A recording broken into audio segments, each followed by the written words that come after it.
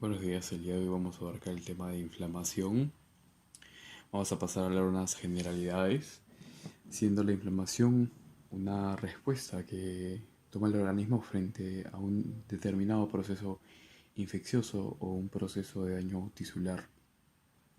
Bien, como toda respuesta, puede actuar de dos maneras, de una manera local, ya sea el proceso infeccioso se va a dar en la determinada zona donde se está suscitando ese acontecimiento a nivel somático, o puede darse de una manera sistémica si es que esta infección tiende a repercutir a nivel de toda la economía del cuerpo, como vendría a ser el caso de una sepsis.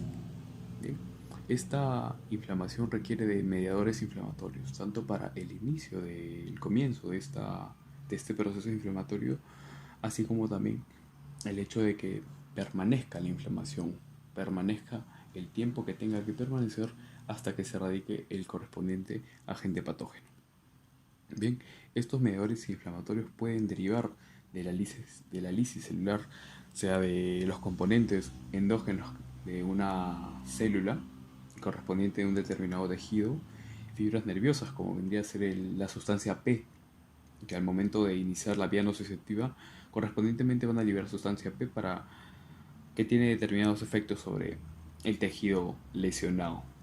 También células del tejido que van a empezar a desgranularse, activarse, como viene a ser el caso de los mastocitos, produciendo mediadores inflamatorios para iniciar una respuesta inflamatoria.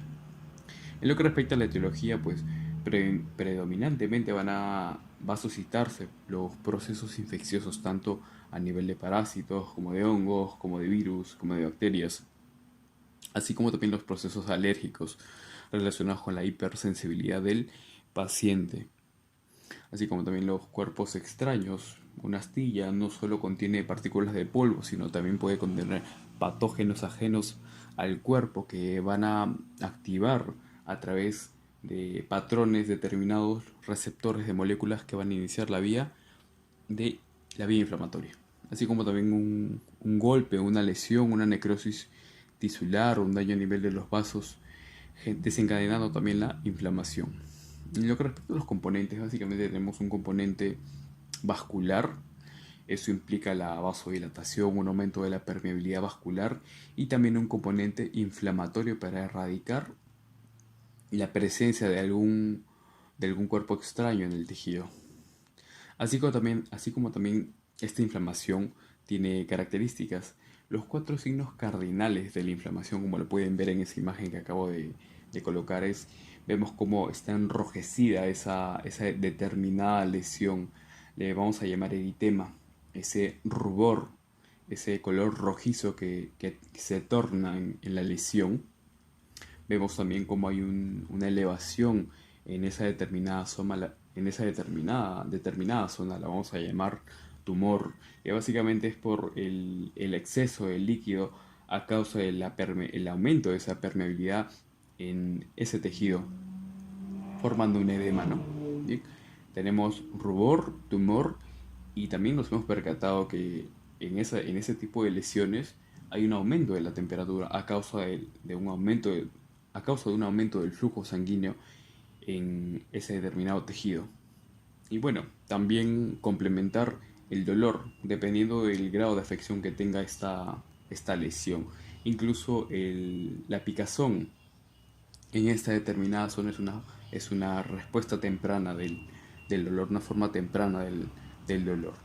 Bien, ahora tenemos la clasificación, que esta básicamente es por el hecho de la cronicidad que tiende a tomar la inflamación, el tiempo que toma la inflamación. Pues entonces puede ser aguda, ya sea de horas, días, o puede ser crónica, un proceso inflamatorio crónico que es de semanas, meses, incluso años.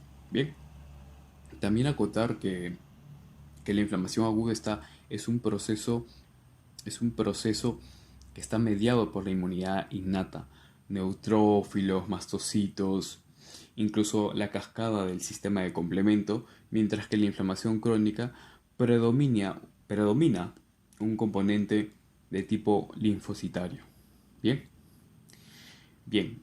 Cuando un proceso inflamatorio logra erradicar al agente que ha generado dicho proceso, pues va a procederse a la reparación tisular. De lo contrario, si ese agente patógeno persiste, pues se tornará en una inflamación tipo crónica. Bien, ahora vamos a pasar a lo que es de por sí la inflamación de tipo aguda. Bien, en esta pequeña imagen podemos observar cómo, cómo identificamos en esta pequeña imagen a un proceso infeccioso, como ya lo mencioné con anterioridad, puede suscitarse por un daño propio del tejido o incluso por agentes patógenos ya mencionados. Entonces va a generarse una destrucción del tejido de por sí. Van a destruirse células que van a liberar su contenido y además parte de estos agentes patógenos van a liberar en ese momento parte de sus moléculas de, de los que están compuestos. Entonces, estas moléculas van a ser captadas por células propias del tejido conectivo. Bien, antes de profundizar a mayor detalle eso, recalcar que en este caso existe la microcirculación. La sangre que proveniente de las arterias llega llega hacia los tejidos mediante las arteriolas y finalmente a través de la microcirculación llega finalmente hacia las vénulas que van hacia el corazón. También hay que acotar que tenemos los capilares linfáticos que drenan el exceso de líquido presente en el tejido conjuntivo. Bien, esto es importante recalcarlo porque más adelante vamos a poder explicar con mayor facilidad cómo se acontecen determinados hechos y su explicación de por medio. Bien, ahora sí, tenemos un daño, ya sea generado por un impulso químico, físico, térmico, que va a generar una lisis celular, un ingreso de patógenos, incluso toxinas que van a liberar estos patógenos.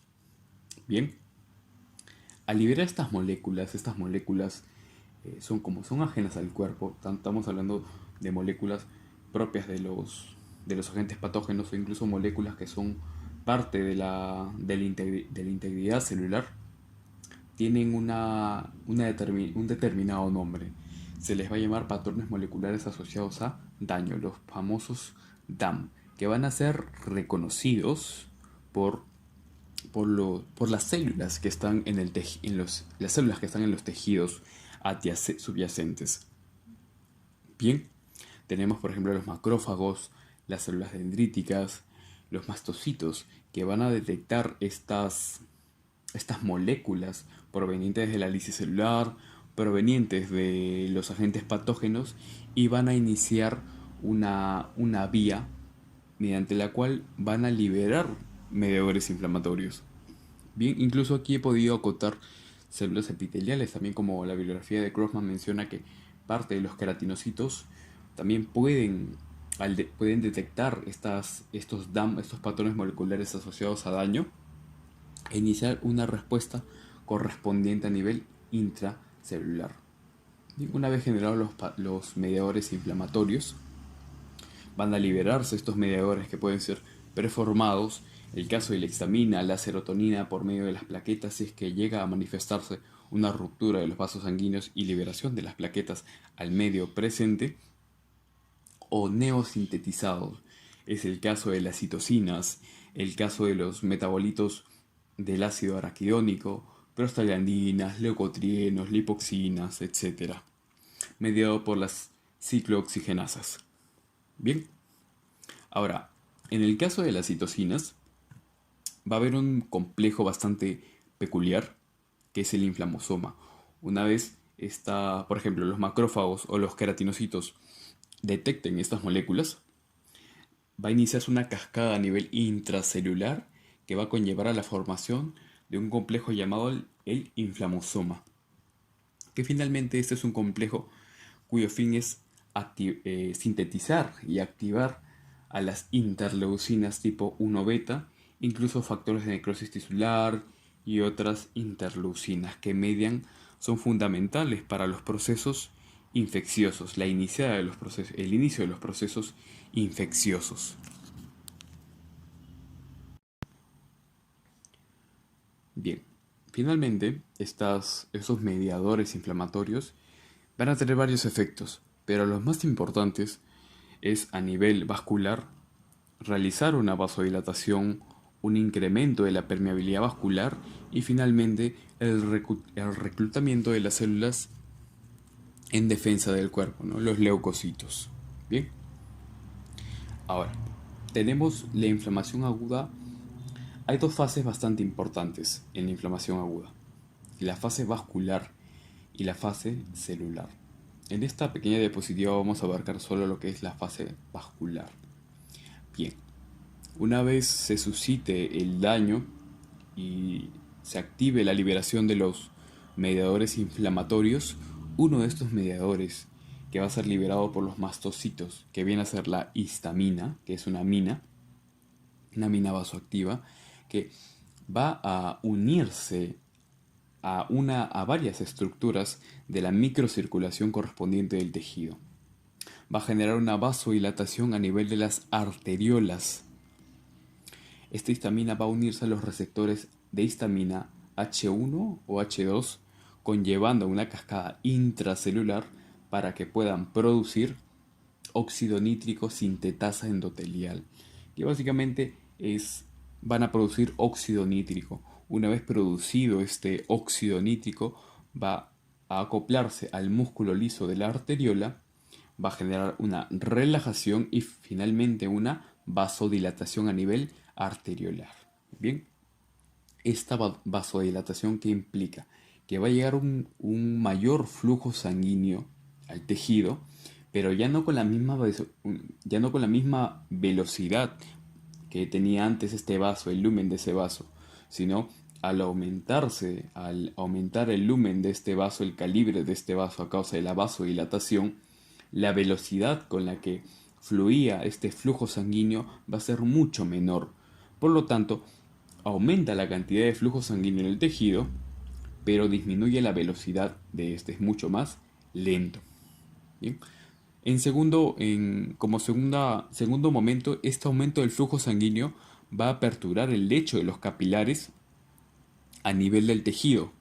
Esto va a generar un aumento de la presión hidrostática a nivel de los capilares, conllevando a nivel de los capilares, del lecho capilar, conllevando a que se genere un aumento de la presión hidrostática y finalmente pueda manifestarse un transudado, que es un líquido que va a ser liberado hacia el tejido, pero que no tiene restos celulares, ni siquiera tiene proteínas. Bien, ahora, cuando la histamina se una a los receptores H1 de las vénulas postcapilares, va a iniciarse el proceso de la contracción endotelial. Es toda una cascada que, como se manifiesta aquí en la imagen, al comienzo están de esta manera, pero después, una vez se una la histamina a los receptores correspondientes a nivel de las vénulas postcapilares, va a iniciarse la contracción endotelial, generando un aumento de los espacios interendoteliales. Esto va a conllevar a que aumente el flujo hacia el tejido de proteínas, de restos celulares. Esto se le va a llamar exudado.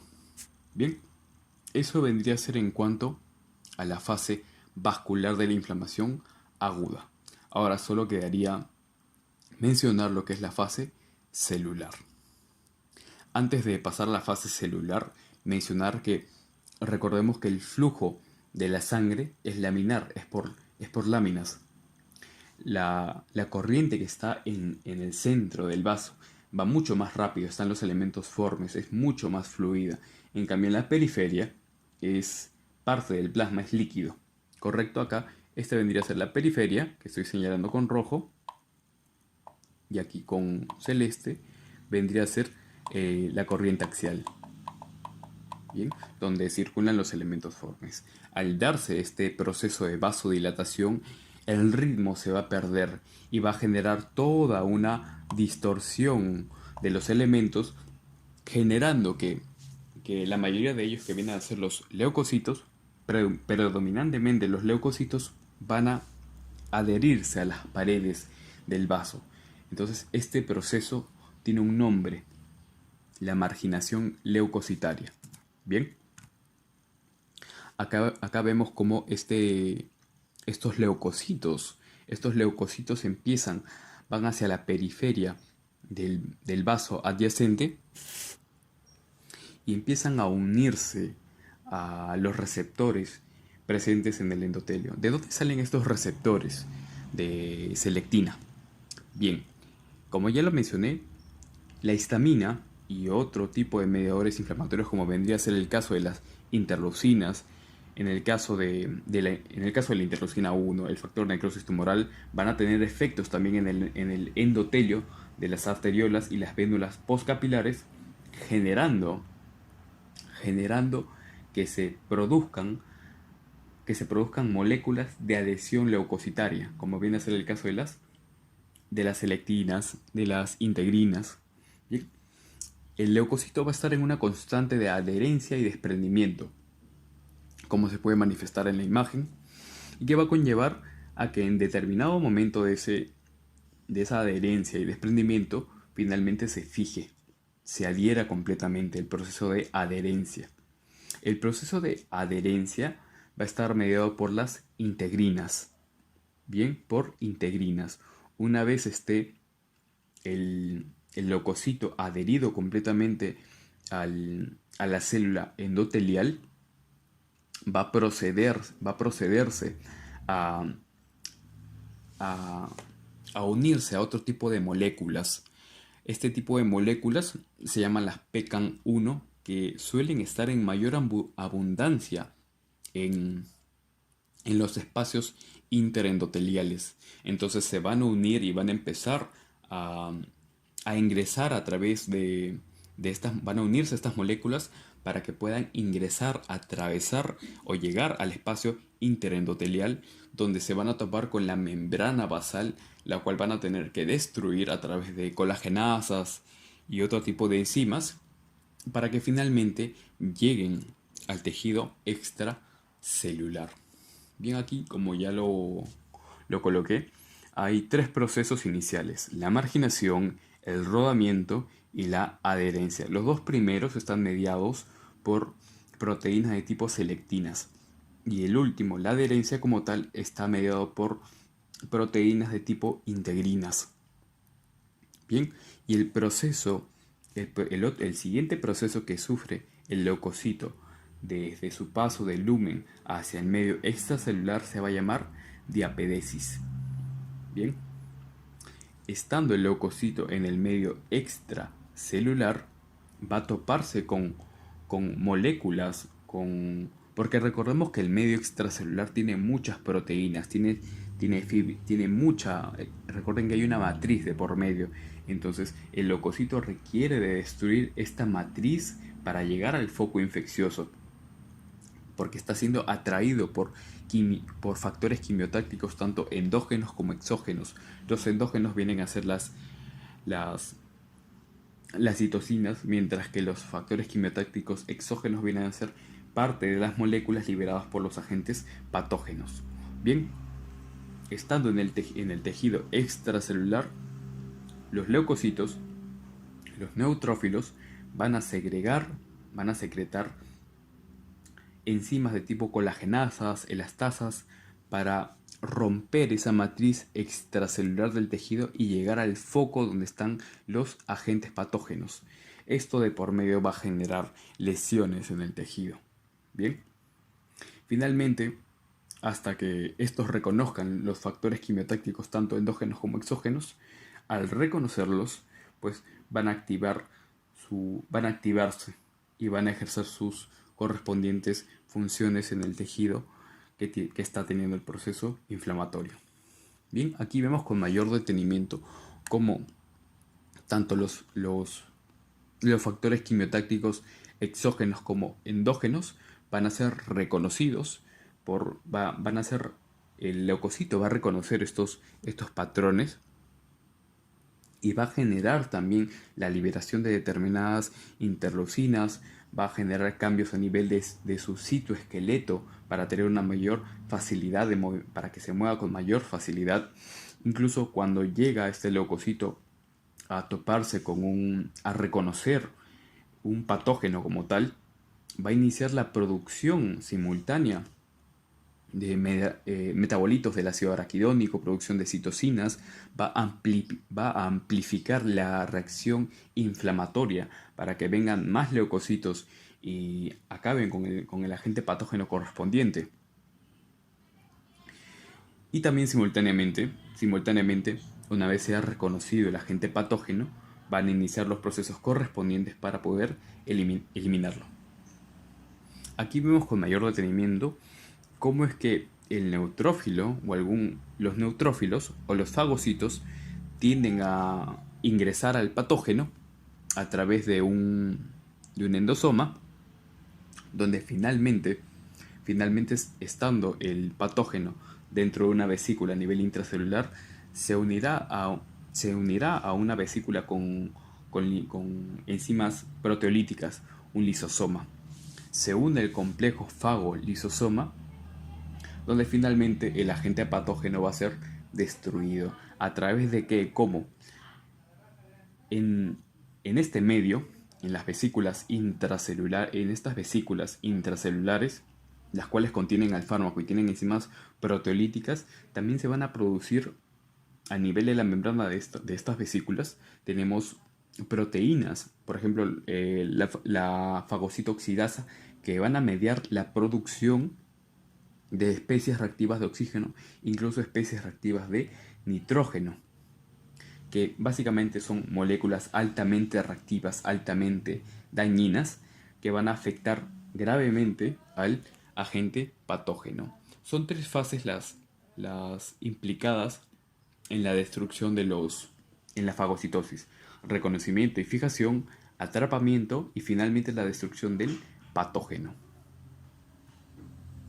Incluso, muy aparte de la fagocitosis, buena cantidad de neutrófilos van a emplear, dependiendo del grado de afección del patógeno, la virulencia, el tipo de patógeno, van a recurrir en casos muy extremos, generar una trampa extracelular, que básicamente consiste en que los neutrófilos, llamarlo de una manera un poco grotesca, explotan con todo su contenido, generando una malla que está conformada por el ADN, el ARN, enzimas, etcétera, altamente dañinas para estos patógenos, para que pueda evitarse su diseminación. Acá, como se puede ver en la imagen número A, vemos los neutrófilos.